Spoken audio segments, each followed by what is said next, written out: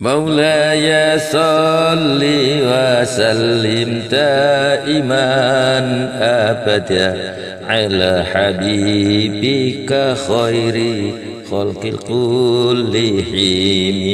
هو الحبيب الذي ترجى شفاعته لكل هول من الأهوال مقتحم. الحمد لله رب العالمين والعاقبة للمتقين ولا عدوان إلا على الظالمين، والصلاة والسلام على أشرف الأنبياء والمرسلين نبينا وحبيبنا محمد أرسله الله رحمة للعالمين. Yang saya muliakan para kiai, para alim, para ulama, para sesepuh dan bini sepuh, dan tak lupa para pendengar di mana saja berada yang sempat mendengarkan kultum saya di dalam sebuah kabar yang bersumber dari baginda Nabi Muhammad SAW mengisahkan saat menciptakan malaikat maut, Allah SWT sengaja menutupi wujud malaikat itu dari penglihatan makhluk-makhluk lainnya dengan 1 juta hijab. Malaikat maut memiliki tubuh yang besarnya melebihi bumi, langit dan alam semesta. Bahkan seandainya seluruh air laut dan sungai yang ada di muka bumi disiramkan di atas kepalanya, niscaya tidak akan ada setetes air pun yang terjatuh kembali ke bumi. Sebagai perumpamaan dari ujung timur sampai ujung bumi bagian barat, bagi malaikat maut hanyalah seperti sebuah meja kecil yang penuh dengan berbagai macam hidangan di hadapan seorang manusia. Ini berarti ia bisa mengambil dan memakan hidangan itu dengan sesuka hatinya. Perumpamaan lainnya, saking besarnya tubuh malaikat maut, ia bisa dengan mudah membolak-balikkan dunia ini dan isinya, sebagaimana seorang manusia membolak-balikkan sekeping uang dirham di telapak tangannya. Selain ditutupi dengan 1 juta hijab, malaikat maut juga diikat dengan 70.000 buah rantai yang panjang setiap rantainya seperti 1000 tahun jarak perjalanan kaki di muka bumi. Karena tidak ada yang mengetahui tempat keberadaannya, tidak ada yang pernah mendengar suaranya, ia pernah melihat bagaimana bentuknya, dan tidak tahu sampai kapan ia akan terus ditutupi oleh Allah. Maka tak seorang malaikat pun bisa melihat dan mendekatinya. Sah dan ketika Allah telah menetapkan kematian dan hendak menyerahkan pengurusannya kepada malaikat maut, maka malaikat maut pun bertanya, "Ya Tuhanku, apakah kematian itu?" Mendengar pertanyaan itu, Allah tidak langsung menjawabnya, akan tetapi dia menitahkan tirai yang menyelimuti kematian agar menyingkapkan diri. Kemudian Allah berfirman kepada seluruh malaikat, "Wahai para malaikat, berhentilah sementara dari segala aktivitas kalian dan lihatlah kematian ini." Semua malaikat pun menghentikan kegiatan mereka masing-masing. Setelah itu Allah berfirman kepada kematian, "Wahai kematian, terbanglah di atas mereka, bentangkan seluruh sayapmu, dan bukalah seluruh matamu tanpa terkecuali." Kematian pun terbang ke angkasa. Saat melihat bentuk kematian itu, semua malaikat jatuh pingsan hingga 1000 tahun lamanya. Ketika siuman mereka bertanya, "Tuhan kami, apakah Engkau juga menciptakan makhluk lain yang lebih besar dari makhluk ini?" Allah pun menjawab, "Ya, tapi aku tetap lebih besar darinya. Ketahuilah semua makhluk pasti akan merasakan kematian itu." Kemudian Allah berfirman kepada malaikat maut, "Wahai Israel, tangkap dan genggamlah kematian itu. Sesungguhnya aku telah menguasakan pengurusannya kepadamu."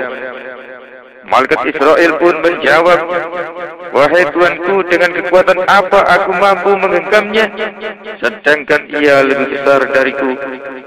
Untuk itu Allah pun memberinya kekuatan sehingga malaikat Israel mampu menggenggam dan menguasai kematian di tangannya. Suatu ketika kematian yang sudah berada dalam genggaman malaikat Israel itu memohon kepada Allah, "Ya Tuhanku, berilah aku kesempatan sekali saja untuk menyeru dari atas langit." Allah mengabulkannya. Dengan sangat lantang dan keras kematian berseru pada semua makhluk, "Akulah kematian. Aku akan memisahkan setiap orang dari orang-orang yang dicintainya. Seorang suami dari istrinya, seorang anak dari ibunya, dan saudara laki-laki dari saudara perempuannya. Dan aku adalah kematian yang akan membuat kuburan menjadi ramai penghuni. Aku pasti akan menghampiri dan menjemput kalian satu persatu. Meski kalian bersembunyi di dalam gedung besi yang terkunci rapat, ketahuilah sesungguhnya tidak ada seorang makhluk pun yang tersisa, melainkan akan merasakan diriku.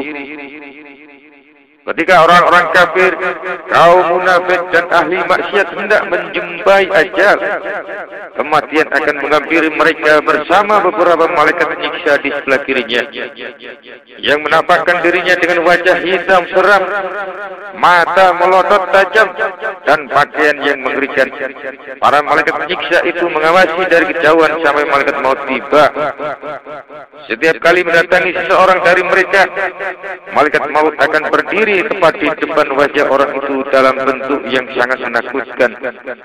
Kemudian nyawa orang itu berkata, "Siapa kamu dan apa keperluanmu?" Malaikat maut menjawab, "Aku adalah malaikat maut yang akan mengeluarkanmu dari dunia ini, membuat anak-anakmu menjadi yatim, membuat istrimu menjadi janda, membuat hartamu menjadi harta warisan untuk para ahli warismu, yang sebenarnya tidak kamu senangi semasa hidupmu dulu. Sesungguhnya kamu sama sekali belum mempersembahkan kebaikan untuk dirimu dan untuk kehidupan akhiratmu. Padahal hari ini aku datang kepadamu untuk mencabut nyawamu." Ketika mendengar jawaban seperti itu, setiap orang dari golongan kaum kafir, munafik dan jenisnya serta merta akan memalingkan wajah ke arah dinding karena ketakutan. Namun malaikat maut sudah berada di depan wajah orang tersebut. Ketika ia mencoba memalingkan wajah ke arah yang lain, bersamaan itu malaikat maut sudah berdiri di hadapannya.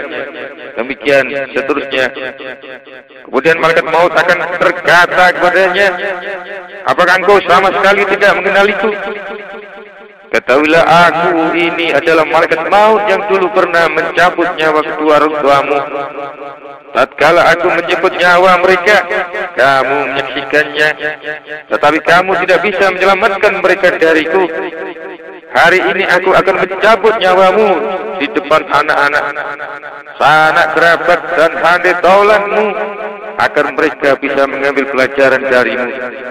Aku ini malaikat maut yang sejak ribuan tahun lalu sudah biasa membinasakan orang yang lebih kuat, lebih berkuasa, lebih kaya, dan lebih banyak anaknya dari kamu." Kemudian malaikat maut bertanya kepadanya, "Apa pendapatmu tentang dunia?" Orang itu menjawab, "Ternyata dunia itu hanyalah penipu dan pengkhianat." Pada saat itu Allah menampakkan dunia ke hadapan orang tersebut dalam bentuk makhluk yang bisa berbicara. Makhluk itu berkata, "Wahai orang yang lalai, seharusnya engkau merasa malu. Selama di dunia engkau sendiri yang berbuat dosa dan tidak pernah berusaha menjauhi dari kemaksiatan. Ketahuilah engkaulah yang terus-menerus mengejar-ngejarku dan aku tak pernah mengejarmu. Engkau juga yang tidak pernah bisa membedakan antara yang halal dan yang haram. Bahkan engkau sendiri yang menyangka dirimu tidak akan pernah berpisah dariku. Oleh karena itu aku terbebas dari tujuanmu, dan aku sama sekali tidak ikut bertanggung jawab atas dirimu dan segala amal perbuatanmu." Kemudian orang itu menatap satu persatu harta-hartanya yang sudah menjadi milik ahli warisnya. Harta itu pun berkata, wahai orang yang lalai, engkau dulu memperoleh diriku dengan cara-cara yang kotor. Engkau tidak pernah membelanjakanku untuk kebaikan, dan engkau juga tidak pernah menyedekahkanku kepada orang-orang fakir dan miskin. Ini aku bukan milikmu lagi, tetapi sudah menjadi milik orang lain. Ketahuilah bahwa inilah yang dimaksud dengan firman Allah. Yauma la yanfa'u malun wa la banuna illa man atallaha biqalbin salim. Yaitu pada hari di mana harta dan anak-anak tidak berguna kecuali bagi orang-orang yang menghadap Allah dengan hati yang bersih. Quran Surat Asy-Syu'ara ayat 88-99. Setelah mendengar semua sanggahan tersebut, orang itu berkata, ya Tuhanku, kembalikanlah aku ke dunia supaya aku bisa berbuat amal kebajikan yang pernah aku tinggalkan dahulu. Namun dengan tegas Allah menjawab, idza jaa ajaluhum fala yastakhiruna sa'atan wa la yastaqdimun. Apabila telah datang ajal mereka, maka mereka tidak dapat mengundurkannya barang sesaat pun, dan tidak pula mendahulukannya. Quran Yunus ayat 49. Akhirnya malaikat maut pun mencabut nyawa orang tersebut. Jika ia termasuk orang yang beriman, niscaya ia akan mendapatkan kebahagiaan. Sebaliknya, jika ia tergolong orang yang kafir atau munafik, niscaya ia akan mendapatkan kecelakaan besar. Sebab Allah telah berfirman, kalla inna kitabal fujjari lafi sijjin. Sekali-kali jangan curang, karena sesungguhnya kitab orang yang durhaka tersimpan dalam sijjin. Quran Surat Al-Mutaffifin ayat 7. Hadirin hadirat yang dimuliakan Allah dan para pendengar di mana saja berada, demikian selumit apa yang bisa saya sampaikan, mudah-mudahan ada guna dan manfaatnya. Ihdinas siratal mustaqim. Wassalamualaikum warahmatullahi wabarakatuh.